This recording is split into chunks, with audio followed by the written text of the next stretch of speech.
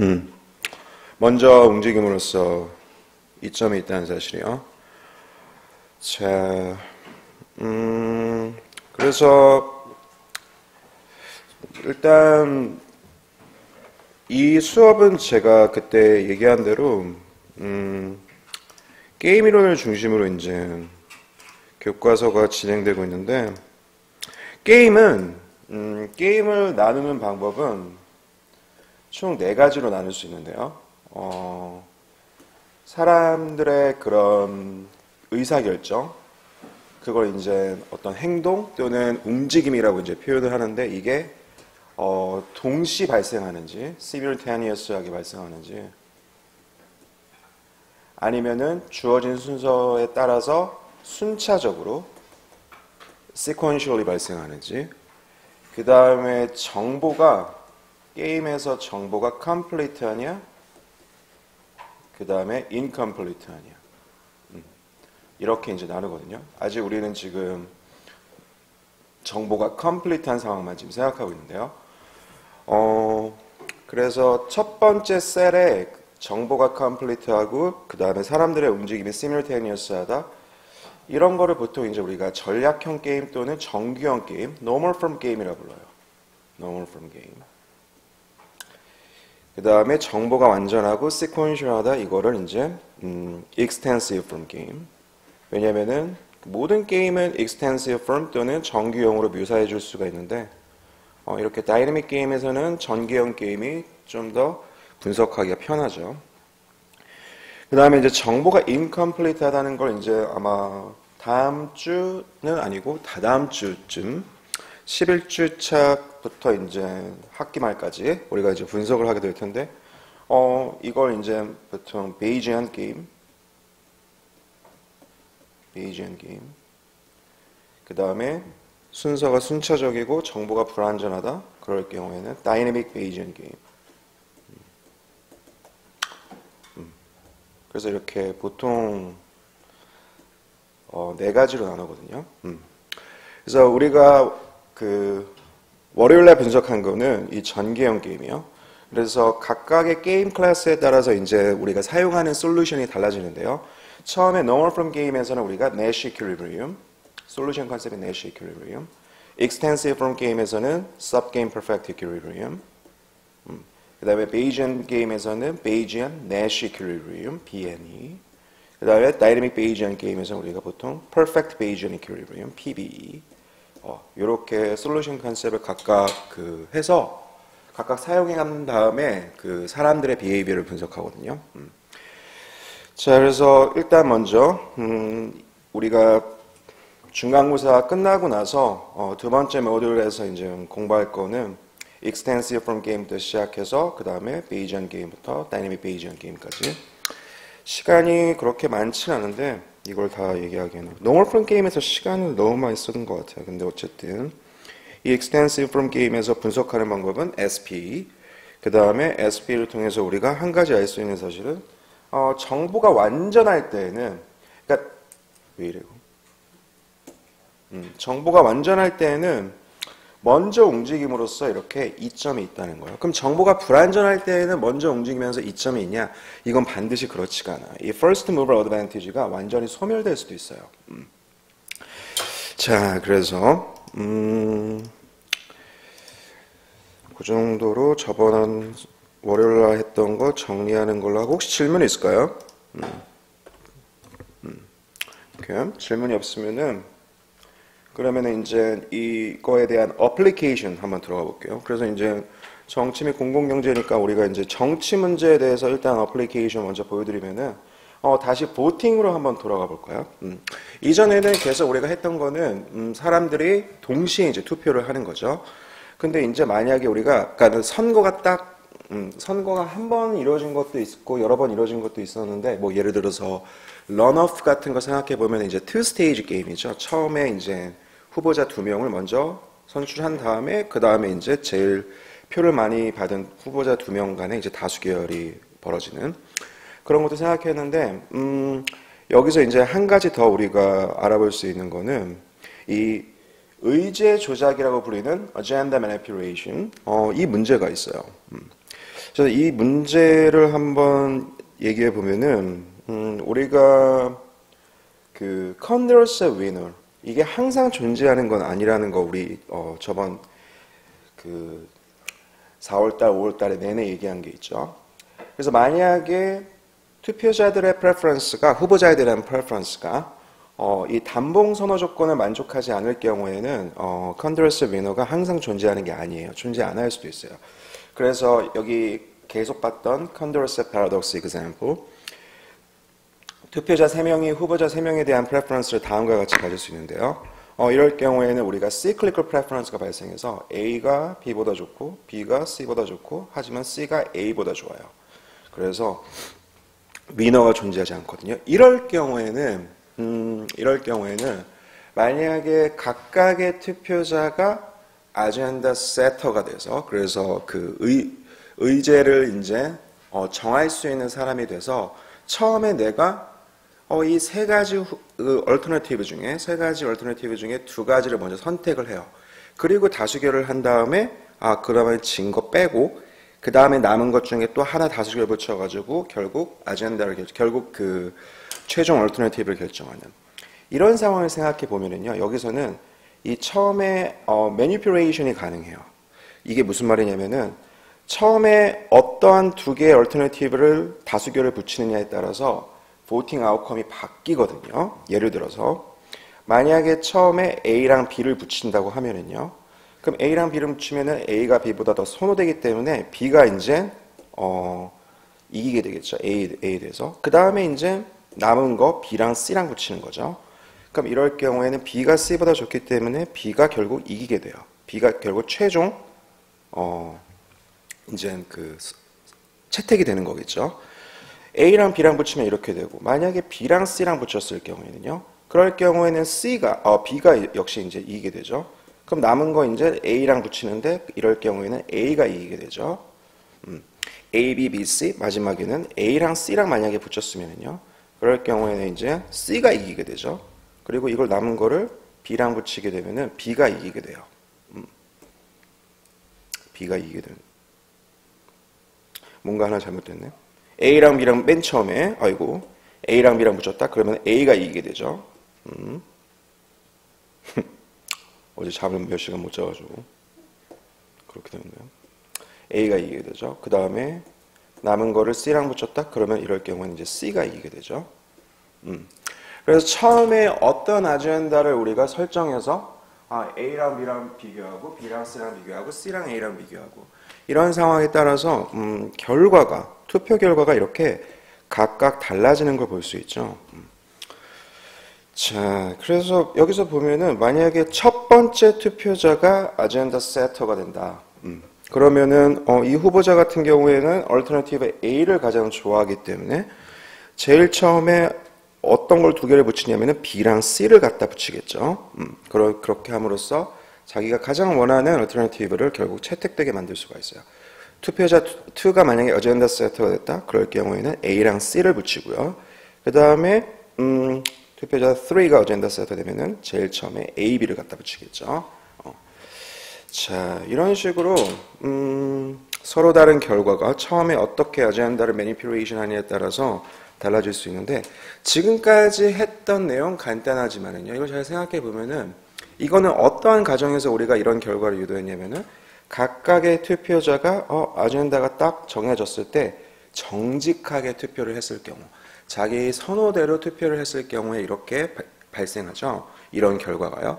근데 항상 투표자들은 정직하게 투표하는 게 아니에요. 자신의 프레퍼런스를 misrepresenting 할 수도 있어요. 이럴 경우에 즉 전략적으로 투표에 임할 경우에는 투표 결과가 달라질 수 있거든요. 만약에 예를 들어서 첫 번째 투표자 같은 경우에는 A를 결국 채택하게 만들기 위해서 처음에 B랑 C를 갖다 붙이는데요. 이럴 경우에 이게 지금 이제 2스테이지 게임이죠. 처음에 먼저 다수결 그걸 한번 붙고 두 개의 아젠다를 붙여가지고요. 그 다음에 이제 한 번 더 붙이죠. 그런데 두 번째 상황은 이제 두 개 후보자 중에 하나 투표한 다음에 게임이 끝나요.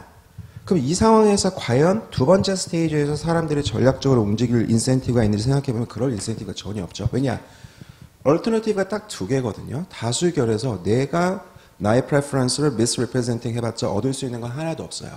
그러니까 전략 투표가 이루어진다는 건 어디서 발생하냐면은 제일 첫 스테이지에 만약에 제일 처음 스테이지에 B랑 C랑 붙어요. 그럼 여기서 이긴 사람이 이제 A랑 여기서 이긴 그 얼터너티브가 A랑 이제 붙게 되겠죠. 그런데 두 번째는 전략적으로 움직일 인센티브가 하나도 없죠. 왜냐면 여기서 게임이 끝나니까요. 한 번 마지막 다수결 붙고요. 그러면은 각 투표자는 예상할 수가 있어요. 만약 여기서 B랑 붙는다. B가 만약에 첫 번째 스테이지에서 살아남는다. 그럼 A랑 붙죠. A랑 B 중에는 A가 더 좋죠. 그래서 결과를 예측할 수가 있어요. 만약에 C가 이긴다. 그러면은 이럴 경우에는 C가 A보다 좋기 때문에 이전 프레퍼런스를 기반으로 했을 때 C가 결국 채택된다는 걸 알 수가 있어요. 그러면은 지금 아까 전에 보면 알겠지만 첫 번째 투표자가 어젠다 세터가 된다. 그러면은 B랑 C를 갖다 붙이고 싶어 하거든요. 이건 어디까지나 첫 번째 스테이지에서 사람들이 전략적으로 투표하지 않고 정직하게 투표를 했을 경우에요.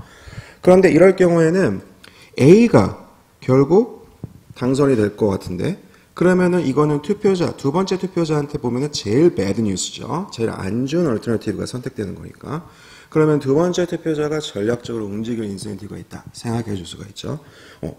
만약에 B랑 C랑 처음에 붙어가지고 B가 안 될 것 같다. 그럴 경우에는 후보자 C를 미는 거예요. 그래서 B를 더 좋아하긴 하지만 제일 처음에 어젠다가 B랑 C 이렇게 세팅되어 있을 경우에 원래 B를 더 좋아하게 하지만 후보자 C를 밀어요. 그렇게 함으로써 C가 당선되게 만들 수가 있거든요. 자, 첫 번째 어젠다 세터가 됐을 때 B랑 C랑 붙인다 그러면 두 번째 투표자가 이렇게 전략적으로 움직일 수가 있고 만약에 아까 이전으로 돌아갔을 때 A랑 C랑 붙을 경우에 그러면 어떻게 되죠? A랑 C랑 붙는다? 그러면 이제 여기서 승자는 이제 B랑 붙게 되는데 세컨드 스테이지에서는 아무런 그 전략적인 행동이 일어나지 않으니까 만약 A가 살아남는다 그러면은 A가 결국 당선이 되고 C가 살아남는다 그러면은 C랑 B랑 붙어가지고 B가 이기게 되겠죠. 그래서 만약에 정직하게 투표를 했을 경우에는 A, C 둘 중에 어떻게 되냐면은 A, C 둘 중에 처음에 C가 이기죠. 그래서 B가 당선이 될 것 같아. 그러면은 이거는 누구한테 가장 배드 뉴스냐? 세 번째 투표자한테 가장 배드 뉴스죠. 즉, 세 번째 투표자가 처음에 C를 더 좋아하긴 하지만 오히려 A를 밀어요. A를 더 밀어요. 그래서 원래는 두 개 다수결 붙이면은 C가 당선이 되는데 정직하게 투표를 했을 경우 만약에 투표자 3가 C 대신에 A를 밀게 되면은 A를 이기게 만들 수 있죠. 첫 번째 스테이지에서. 그래서 결국 A가 당선되게 만들어줄 수 있고 그 다음에 마지막 BC, AC, AB랑 처음에 AB랑 붙었다? 그럴 경우에는 A가 만약 이긴다? 그러면은 C랑 붙게 될 텐데 AC 중에 C가 더 좋죠. 그 다음에 B가 이긴다? BC 붙으면은 B가 이기죠. 그래서 정직하게 투표를 했을 경우에는 정직하게 투표를 했을 경우에는 어떻게 되죠? A, B 붙으면은 A가 이기니까 결국 C가 당선이 되죠. 이건 누구한테 제일 안 좋은 뉴스냐? 투표자 1한테 제일 안 좋은 뉴스죠. 그러니까 투표자 1이 전략적으로 A, B들 중에 원래 A를 더 좋아하긴 하지만 B를 밀게 돼요. 그렇게 함으로써 B를 당선시키게 만들 수 있죠. 즉, second best outcome이 당선되게 만들 수가 있어요. 질문 있을까요? 질문이요. 자, 그러면은 우리가 이걸 한 번 더 뒤집어서 생각해 보면요. 만약에 첫 번째 투표자가 어젠다 세터가 됐다. 그러면은 만약에 내가 처음에 A를 당선시키기 위해서 B, C를 먼저 갖다 붙이는데 그럴 경우에 두 번째 투표자가 전략적으로 움직일 인센티브가 존재하는 거 알고 있죠. 미리 예측할 수가 있어요. 그럴 경우 어떻게 행동할 수 있냐? A랑 C를 먼저 갖다 붙여요. B랑 C 대신에 첫 번째 스테이지에서 A랑 C를 갖다 붙여요. 이럴 경우는 어떻게 되냐면은 만약에 A가 이긴다 그럼 B랑 붙죠. 그럼 이럴 때는 A가 이기죠. 세컨드 스테이지에서.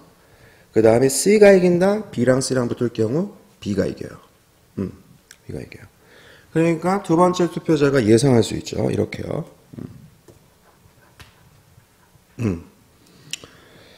자, 그러면은 이제 A랑 C랑 갖다 붙이면 어떻게 되냐? A랑 C랑 갖다 붙이게 되면요. 그러면은 이럴 경우에 A, B, B, C 각 투표자가 어떻게 움직이는지 한번 생각해 보면은 첫 번째 투표자는 당연히 A에다가 표를 던지겠죠. 자기가 제일 좋아하는 거. 그 다음에 세 번째 투표자 같은 경우 B를 제일 안 좋아하기 때문에 만약에 자기가 C를 밀게 되면은 B가 결국 채택될 가능성이 있죠. 그러니까 A, C 중에 A를 이기게 되죠. A를 밀게 되죠. 지금 두 번째 스테이지에서 발생할 수 있는 결과가 A 또는 B인데 투표자 3 생각해 보면은 원래는 C를 제일 좋아하긴 하지만 그쵸? 만약에 자기가 C를 밀 경우에는 B가 당선이 돼요. 그쵸?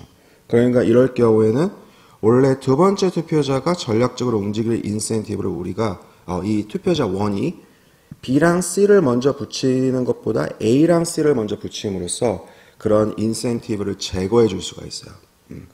그래서 이럴 경우에 이미 벌써 A가 2표를 받았기 때문에 투표자 2가 어떻게 행동하든지 상관없이 A가 당선되게, 즉 첫 번째 투표자가 자신이 가장 원하는 얼터너티브가 채택되게 만들어줄 수가 있죠. 자, 만약에 두 번째 투표자가 어젠다 세터가 됐다? 그러면 어떻게 되죠? 원래는 B를 당선시키기 위해서 A랑 C를 먼저 갖다 붙이거든요. 그럼 이럴 경우에는 아까 봤듯이 A가 당선이 돼서 A랑 C랑 갖다 붙이면 B가 당선이 되고 정직하게 투표했을 경우에 그래서 세 번째 투표자가 전략적으로 움직일 인센티브가 있는데 이럴 경우에는 두 번째 투표자가 어떻게 바꾸느냐 결국 B를 당선시키기 자기가 가장 원하는 B를 당선시키기 위해서 먼저 A랑 B를 갖다 붙여요. A랑 B. 자, 그러면은 모든 투표자가 예상할 수 있죠. A가 만약에 이긴다? 그러면은 결국에 C랑 붙어서 C가 당선이 되고 B가 이긴다? 그럴 경우에는 C랑 해가지고 B가 이기는 거죠.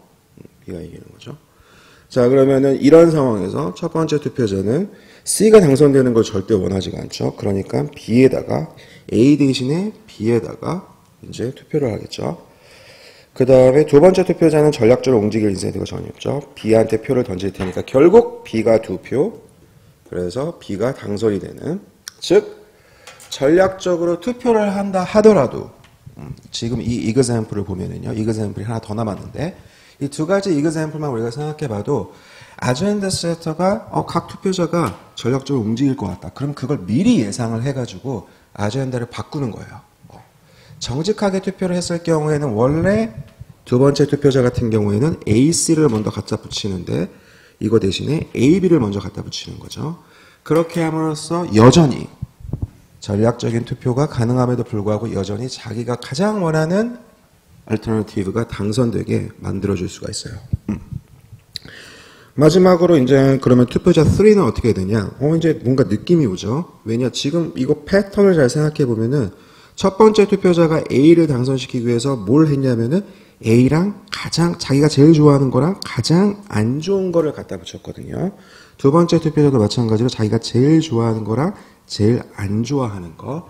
그렇게 함으로써 첫 번째 스테이지에서 제일 안 좋은 그 얼터너티브를 떨어뜨리게 만들 수가 있는 거죠. 세 번째 투표자도 마찬가지로 원래 C를 당선시키기 위해서 어떻게 하냐면은 제일 안 좋은 두 개를 먼저 갖다 붙였는데 정직하게 투표를 했을 경우에 만약에 사람들이 전략적으로 움직일 것 같다 그러면은 C랑 B를 먼저 갖다 붙여요. C랑 B요. 그러면 각 투표자가 예상 가능하죠. C가 만약에 이긴다? 그럼 A랑 C랑 붙게 될 텐데 세컨드 라운드에서 그럴 경우는 C가 이기죠. 그 다음에 B가 이긴다? 그러면은 A가 이기게 되죠. 자, 그러면은 각 투표자는 이 상황을 미리 예측하고 어떻게 움직이냐면은 첫 번째 투표자 같은 경우에는 B에다가 이제 표를 던지겠죠. 그 다음에 두 번째 투표자 같은 경우에는 A가 당선되는 걸 절대 원하지 않기 때문에 C에다가 한 표. 그 다음에 마지막으로 제일 투표자 3는 역시 C에다가 한 표. 그래서 결국 C가 채택이 되는 거죠. 즉, 자, 요 세 가지 이그샘플을 우리가 지금 봤는데요. 그럼 이거를 우리가 다 종합하면은 어떤 결론을 내릴 수가 있는 거죠? 만약에 전략적으로 움직이지 않고 정직하게 했을 경우에 정직하게 투표에 임한다. 그럴 경우에 아젠다 세터는 항상 처음에 어떤 걸 갖다 붙이느냐 그렇게 함으로써 처음에 아젠다 설정을 어떻게 하느냐에 따라서 자기가 원하는 얼터너티브를 얻을 수가 있는 거죠. 사람들이 전략적으로 움직인다? 그럼에도 불구하고 전략적으로 움직임에도 불구하고 아젠다 세터는 결국 자기가 원하는 그 얼터너티브를 마지막 끝까지 채택되게 만들어줄 수가 있어요. 즉 우리가 이전에 봤던 first mover advantage요. 처음에 움직이는 사람이 어떻게 아젠다를 설정하느냐에 따라서 자기가 원하는 전략적으로 움직이든 그렇지 않든 상관없이 항상 자기가 원하는 결과를 유도할 수 있다는 거예요. 자, 이거는 그냥 여기 단순히 우리가 봤던 이 간단한 example에서 벌어지는 그런 coincidence가 아니고 일반적인 결과인데요. 니콜라스 밀러라는 정치경제학자가 있는데 1980년도에 이 전략적인 움직임은 우리가 처음에 아젠다 세터가 아젠다를 매니퓨레이션 하면서 처음에 뭘 갖다 붙이면서 그 얻을 수 있는 결과 있죠. 만약에 사람들이 정직하게 투표를 하고 아젠다 세터가 처음에 아젠다를 매니퓨레이트 하면서 얻을 수 있는 그 결과요. 그 결과를 이 전략적인 행동을 변화시킬 수가 없다. 즉 아까 우리가 봤던 example에서 똑같이 사람들이 정직하게 투표하고 아젠다를 매니퓨레이트 했을 때 누가 아젠다 세터가 되느냐에 따라서 A, B, C 다 채택이 가능하죠. 그거랑 똑같이 우리가 전략적인 움직임을 고려한다 하더라도 결국에는 아젠다 세터가 원하는 방향으로 결과가 채택된다는 거. 이게 일반적인 결과가 있어요. 자, 그래서 그러면은 어떠한 게 과연 이러한 아젠다 매니퓨레이션 우리가 그러니까 이 결과를 통해서 얻을 수 있는 거는 굳이 스트래티직 보팅을 생각해 줄 필요가 없다는 거죠. 왜냐하면은 아젠다 매니퓨레이션으로부터 얻을 수 있는 결과는 우리가 스트래티직 보팅을 집어넣는다 하더라도 사람들이 전략적으로 움직일 가능성을 고려한다 하더라도 결과가 변하지 않기 때문이죠. 그러면은 아젠다 매니퓨레이션을 통해서 얻을 수 있는 결과는 뭐냐? 요게 바로 최고 순환 집합이라고 영어로는 top cycle 또는 스미스 셋. 처음에 이 개념을 고안한 분이 스미스라는 분이거든요. 그래서 이걸로 불리는 최고 순환 집합이에요. 이 최고 순환 집합은 어떻게 정의가 되냐면요. 그러니까 그 니콜라스 밀러가 초반에 이쪽에 관해서 연구를 많이 했는데요. 이거는 그 니콜라스 밀러 페이퍼를 보면은요. 되게 인투이티브하게 그 수학에서 그래프 티어리를 갖고 와가지고 되게 알기 쉽게 이거를 표현을 했어요. 그래서 이거를 간단하게 이해하는 방법은 만약에 우리가 두 개의 얼터너티브가 있다, A랑 B가 있다. 그러면은 둘 중에 좋아하는 거 사회적으로 다수결을 붙였을 때 좋아하는 거. 만약에 A가 B를 노미네이트 한다고 한번 생각해 볼까요? 그러면은 이걸 그래프로 어떻게 표현하면은 두 개의 vertex를 A, B 그린 다음에 이게 원래 이제 정치경제학 쪽에서는 A가 B를 dominate 한다 그러면은 화살표 방향이 이런 식으로 가거든요. 이런 식으로요. 그런데 김영세 교수님 책에는 무슨 이유인지 모르겠지만 반대로 되어 있어요. 반대로요. 그래서 아마 대부분의 학생들이 책을 갖고 공부를 할 거기 때문에 뭐 중요한 게 아니거든요. 그래서 어쨌든 반대로 아마 A가 B를 dominate 한다. 그래서 어쨌든 화살표 방향이 반대로 되어 있어요. 이런 식으로요. 자, 그러면은 우리가 만약에 여러 가지 얼터너티브가 있을 때 만약에 지금 여기 이제 example이 하나 나와 있는데요.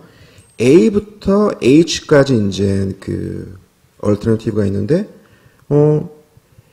지금 여기서 보면은 아까 A가 B를 dominate 한다. 그러면은 A가 B를 이런 식으로 표현을 했으니까 그럼 여기서 보면은 이제 B가 A를 dominate 하고 B가 A를 dominate 하고 그 다음에 B가 C한테 dominate 당하고 그 다음에 C는 역시 G를 dominate 하고 그 다음에 G는 D를 dominate 하고 그 다음에 D는 E를 dominate 하고요. 그 다음에 H랑 비교해 봤을 때 B는 H를 dominate 하는 그런 상황을 우리가 생각해 볼 수 있죠. 여기서 이제 이러한 여기서 이제 dominate 한다는 거는 얘기하자면은 만약에 A랑 B랑 둘이 pairwise voting을 한다. 다수결한다. 그럴 경우에 다수결에서 A가 이긴다는 얘기거든요. 자, 그래서 지금 이 주어진 상황에서 그러면은 최고순환 집합은 어떻게 묘사가 되냐면은 요 A, B, C 요 세 개로 묘사가 돼요. 요거요.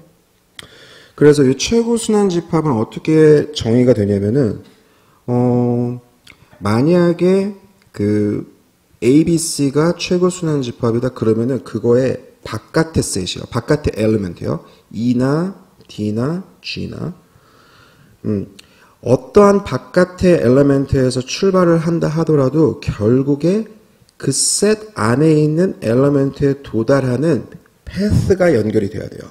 그래서 요렇게 그래서 결국에 E에서 지금 보면은 E에서 출발하든 D에서 출발하든 G에서 출발하든 H에서 출발하든 요 셋 바깥에 있는 원소를 봤을 때 안에 도달할 수 있게 해주는 요 패스가 존재하죠. 자, 그래서 몇 가지 이그젬플을 좀 더 보여주면은 만약에 컨데르사 패러독스에서 나타나는 그 상황이에요. 그 상황을 보면은 지금 A랑 B랑 C가 있는데요. 어떻게 패러독스가 발생하죠? A가 B를 dominate 하고요. 그 다음에 B가 C를 dominate 하지만 C가 A를 dominate 하는 상황이죠. 그래서 이걸 화살표로 연결해 보면은 A가 B dominate 한다. 화살표 방향이 이쪽이었죠. 그 다음에 B가 C를 dominate 한다. 이쪽이요. 그 다음에 C가 A를 dominate 한다. 그러니까 요렇게요. 그래서 여기서 한 가지 딱 사이클이 딱 하나 발생하죠. 그래서 결국에는 전체가 탑 사이클이 되는데요.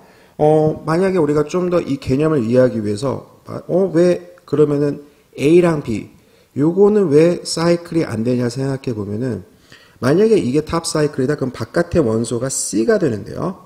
여기서 C에서 B로 가는 패스는 C에서 B로 가는 패스는 존재하지만 이거 C에서 B로 가는 패스는 존재하지만 C에서 A로 가는 패스도 존재하는데 근데 여기서 결국에 A가 C로 가니까 이거는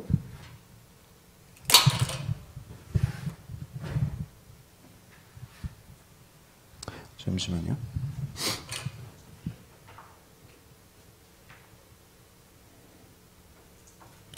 이게 정확한 정의가 일단 정확한 정의를 한번 적어볼까? 탑 사이클이 어떻게 정의되냐면은 smallest set이거든요. 가장 작은 set of alternative거든요.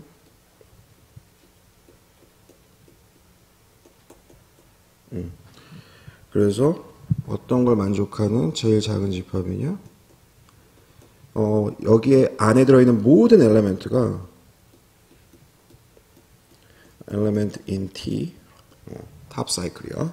이 집합 안에 있는 모든 엘리멘트가 그 바깥에 있는 원소들을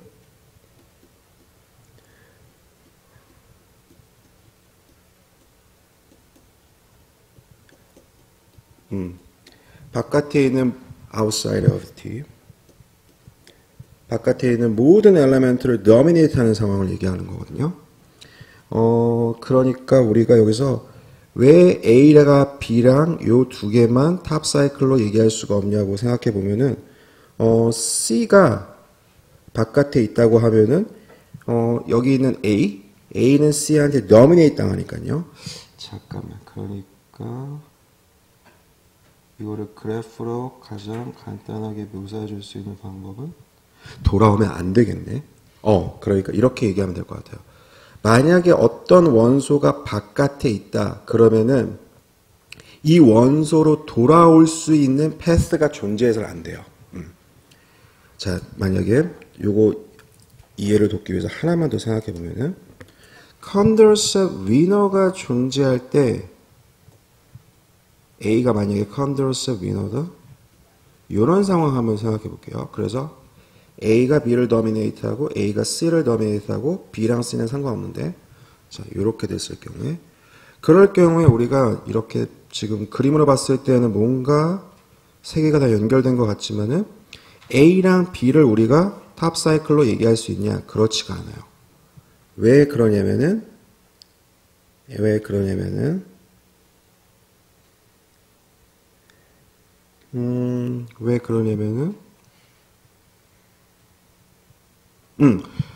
이게 이렇게 얘기하는 게 가장 좋겠다. 그래프로 가장 간단하게 표현할 수 있는 거. 만약에 셋 안에 있는 엘리먼트다? 그러면은 B로 출발해서 B가 만약에 엘리먼트다? 그럼 B에서 출발해서 어떠한 패스를 거쳐가지고 결국에 B로 돌아올 수 있는 이런 패스가 존재해야 되고요. 그 다음에 바깥에 있는 거다? 그러면은 C로 돌아오는 패스가 존재하면은 안 되는 거. 이게 말이 되나?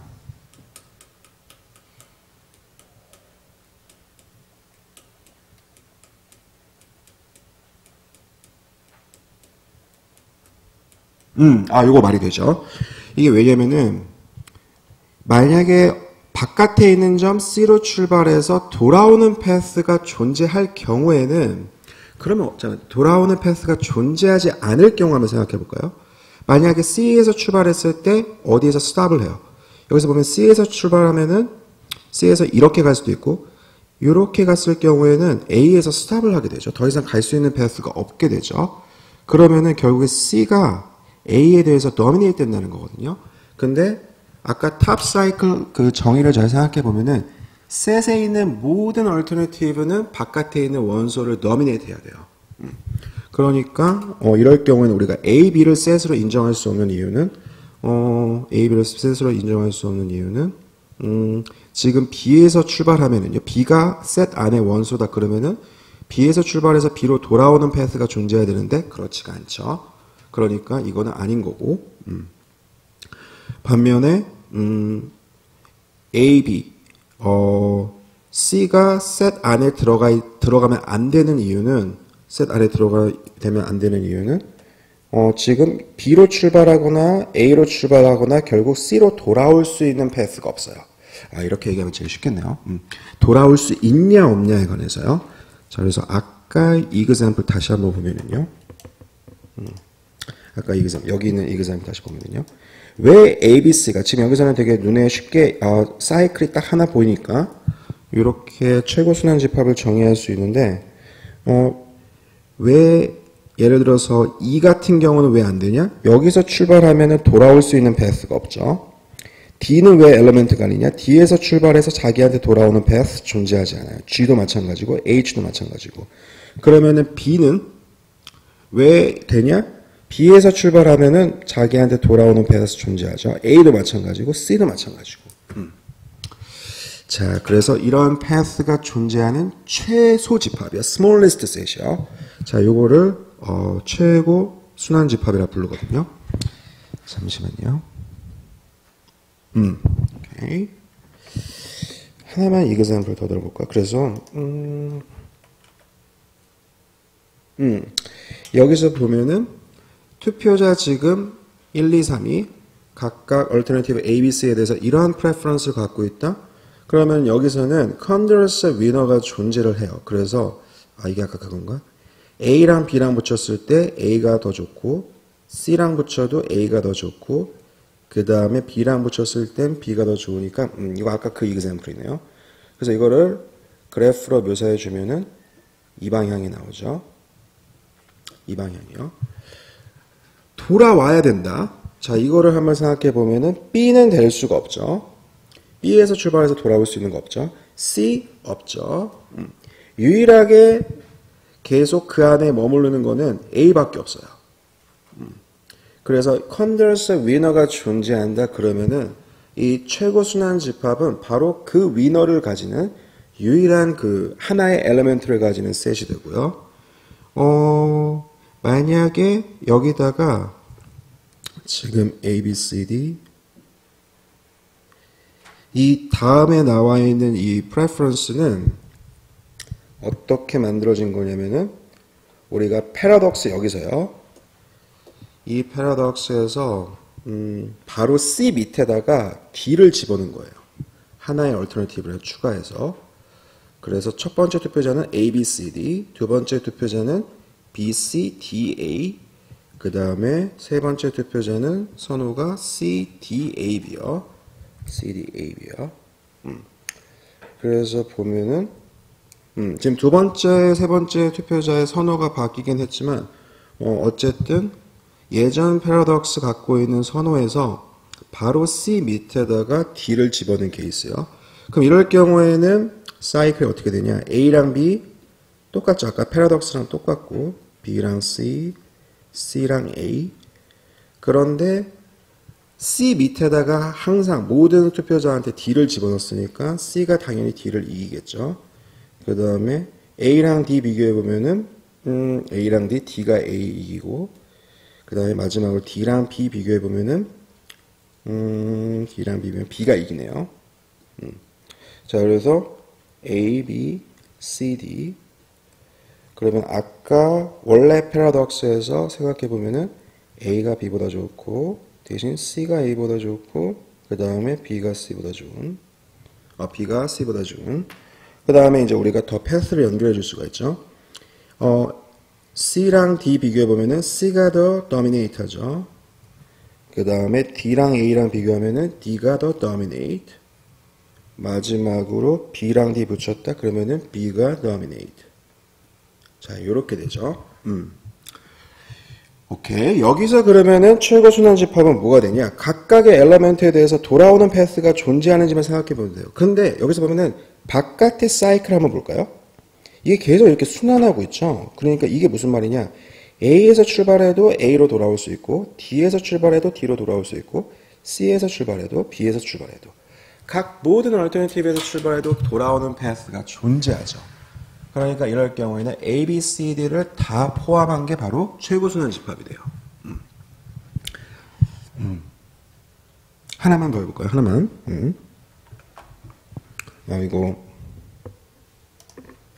화살표 방향이 좀 다르니까 헷갈리네. 만약에 A, B, C, D, E 한번 생각해 볼까요? A랑 B랑 요렇게 요렇게 그 다음에 B에서는 요렇게 요렇게 요렇게 그 다음에 마지막으로 E를 붙였다. E에서는 D에서 이렇게 간다고 할까요? 자, 여기서 최고순환. 만약에 지금 두 개가 서로 연결되는 패스가 이렇게 존재한다. 그럼 이 말은 A가 B를 도미네이트하고 반대로 B도 A를 도미네이트하고 그러면 이걸 선호로 표시하면 결국 A랑 B랑 인디프런트한 상황이죠. 인디프런트한 상황. 자, 그럴 경우에 한번 생각해보면 C. 일단 A 생각해보면 A 원소 돼야 되죠. 돌아오는 패스 존재해요. B 역시 존재하죠. C 역시 존재하죠. 이거 너무 재미가 없나? D도 역시 존재하네. 그래서 최고순환 집합 T는요. 4개 가진 거. E는 존재하지 않으니까.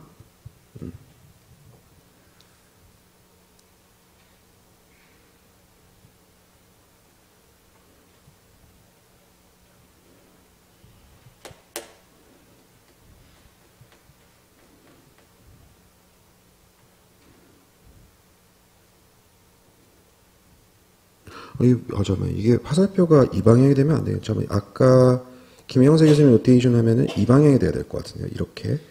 그래야지 우리가 2를 제거시킬 수가 있거든요. 왜냐면은, 만약에 그래서 2를 제거한다? 그러면 2가 이제 셋 바깥의 원소인데, 여기서 보면은 A랑 2랑 붙인다? 그러면 A가 B를 dominate하고, B가 C를 dominate하고, C가, 이거 화살표 방향이 다르니까 너무 헷갈리네. D를 dominate하고, D가 E를 dominate하니까 결국 A가 E를 dominate하죠. 맞고, B 같은 경우에는 B dominate 하죠. C도 dominate. 오케이. 이 방향이 이 방향으로 가야 될 것 같아요. 이 방향. 만약에 이 방향으로 가면은 반대 방향으로 가게 되면은 이건 그럼 어떻게 되지? 최고순환 집합이?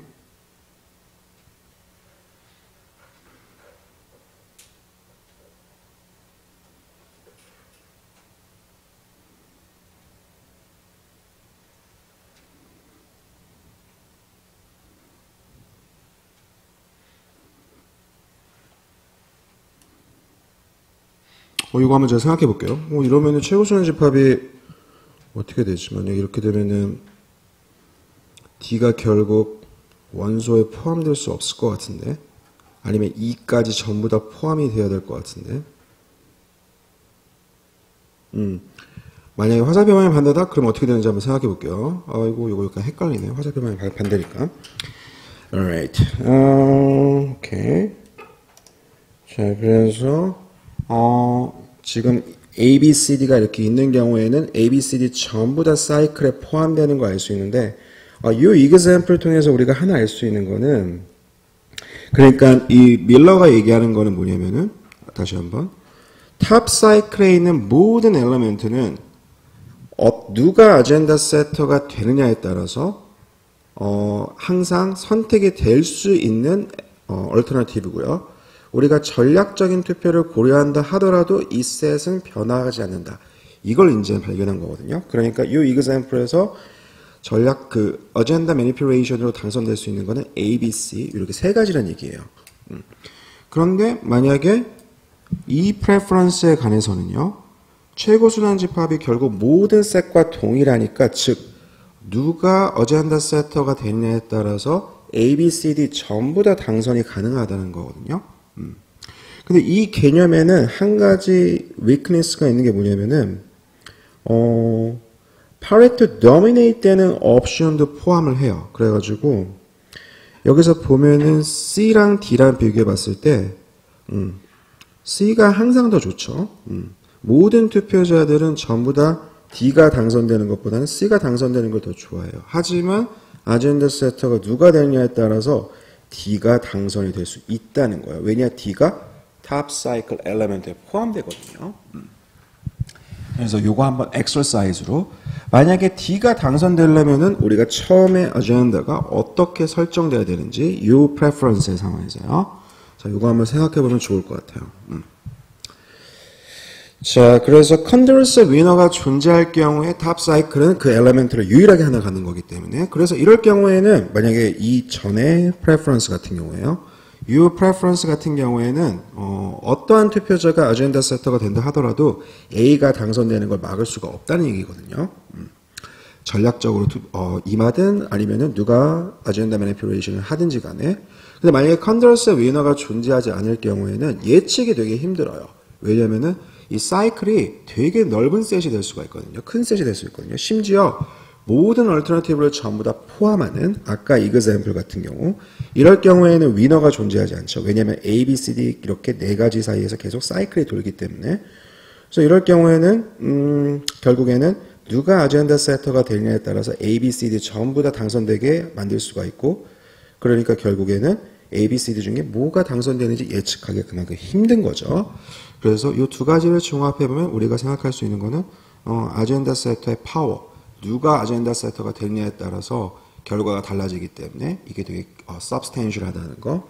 그 다음에 결국에 결과는 unpredictable 해진다는 거. exercise가 하나 있는데 이거 패스하고 다음 example 한번 생각해 볼게요. 다음 application. 그래서 이 어플리케이션 같은 경우에는 법안이 어떻게 국회를 대해서 통과하는지 그걸 이제 묘사한 건데요. extensive from game으로. 법안 통과 과정은 멀티 스테이지 프로세스예요. 그래서 제일 처음에 어떤 국회의원이 법안을 하나 발의를 하죠. 그러면은 그 법안이 위원회에 넘겨져 가지고 위원회로부터 그 검사를 받아요. 이게 과연 이제 유효성이 있는지 없는지. 그래서 만약에 위원회에서 통과가 된다. 그러면 이제 국회에서 최종 투표를 하게 되는 거죠. 과연 이거를 통과시킬까 말 것인가. 자, 그래서 위원회 과정을 한번 생각해 보면은 위원회에서 과연 어떻게 이 B를 이제 그걸 검사를 할 건지요. 여기에는 그러니까 위원회에서 그 국회로 넘어가는 이 과정을 생각해 보면은 여기에는 두 가지 룰이 있어요. closed 룰, 그 다음에 open 룰이요. 그래서 이거를 김영세 교수님 책에는 open 룰 같은 경우에는 개방위원회,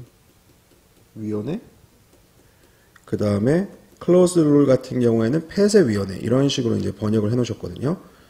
그래서 위원회가 만약에 개방적이다 이럴 경우는 어떻게 되냐면은 어떠한 비리 위원회를 통해서 국회로 이제 올라온다 하더라도 국회에서 그 법을 계속 바꿀 수가 있어요. 수정이 가능해요. 반면에 폐쇄개방위원회에서는 국회에서 어떤 결정을 할 수 있냐? 위원회를 통과해서 국회로 올라왔다 그러면은 그 법안을 통과시킬지 말지만 결정할 수 있고 수정을 하는 게 불가능해요. 그래서 수정이 가능한 게 개방위원회, 그 다음에 수정이 불가능하고 통과냐 아니냐 그것만 결정할 수 있는 게 국회에서 그게 바로 closed rule. 자, 그래서 각각에 대해서 과연 위원회에서 어떠한 비를 국회로 올려보낼지 거기에 대해서 이제 우리가 생각해 봐줄 수가 있는데요. 이거를 가장 간단하게 이걸 조사하기 위해서 간단한 게임 한번 생각해 볼게요. 그래서 기본적으로 이제 국회 전체 국회의원들의 political spectrum을 0부터 1까지 두고요. 그 다음에 이 국회의원의 subset이 이제 위원회를 구성하게 되겠죠. 자, 그래서 커미티에 대해서 커미티의 그 중위 투표자의 블리스 포인트를 그러니까 여기서 이제 전체 국회는 0부터 1까지 그 다음에 위원회는 이제 여기서 몇 명이 이제 선출돼서 위원으로 이제 활동하게 되는데 그 위원 중에 미디엄 블리스 포인트를 C라고 두고요. 그 다음에 국회 전체의 미디엄 블리스 포인트를 M. 그 다음에 만약에 그 위원회로부터 recommended 된 법안이 국회를 통과하지 못할 경우에는 원래 법안대로 계속 그 법안이 시행되게 될 텐데 그 스테이터스 코어를 S요. 자, 그래서 우리가 지금 여기서 가정하는 거는 S가 C보다 작다. 이 가정이 의미하는 거는 현재 위원회 구성이 어떻게 되어 있냐면은 그 다음에 여기서 모든 멤버들은 가정 하나 빠먹었네. 모든 멤버들은 그 단봉 선호 조건 프레퍼런스 가지고 있어요. 그래서 모든 멤버들의 프레퍼런스가 single packness condition 만족하고 있다는 거. 자, 그래서 S가 C보다 작다는 건 무슨 말이냐면은 이 위원회가 원하는 건 뭐냐? 적어도 S보다는 S에서 C 쪽으로 좀 더 가깝게 만들어줘서 왜냐면 미들 포인트가 미디엄 블리스 포인트가 C에 있다는 거니까요. 근데 현재 법안은 S에 있어요. 그러니까 현재 법안을 C 쪽으로 좀 더 가깝게 함으로써 전체 위원회의 그 보수가 더 좋아질 수 있는 거죠. 자, 그래서 지금 S가 C보다 작다는 거는 결국에는 위원회가 좀 더 0을 좌파로 두고 1을 우파로 뒀을 때 위원회가 좀 더 우파 쪽에 국회의원들이 많이 포진되어 있는 그런 상황을 생각할 수 있을 수가 있죠. 만약에 S가 C보다 크다. 그러면은 이럴 경우에 현재 법안을 C 쪽으로 좀 더 끌어내림으로써 0 쪽으로 좀 더 가깝게 함으로써 더 좋아진다는 위원회가 더 좋아진다는 거니까 이럴 때 위원회가 좀 좌파 의원들이 많이 포진되어 있는 상황 그렇게 생각해 줄 수가 있어요. 자, 그래서 closed rule committee 같은 경우에는 어떻게 되냐? 아이고 벌써 시간이 다 돼버렸네. 아이고 아까 탑 사이클 같은 경우 너무 설명을 제대로 못해가지고 시간이 금방 가버렸네요. 이 분석은 다음 주 수요일날 하는 거, 다음 주 월요일날 하는 걸로 할게요. 아이고 오늘 여기까지 하는 걸로. 네, 수고하셨습니다. 네.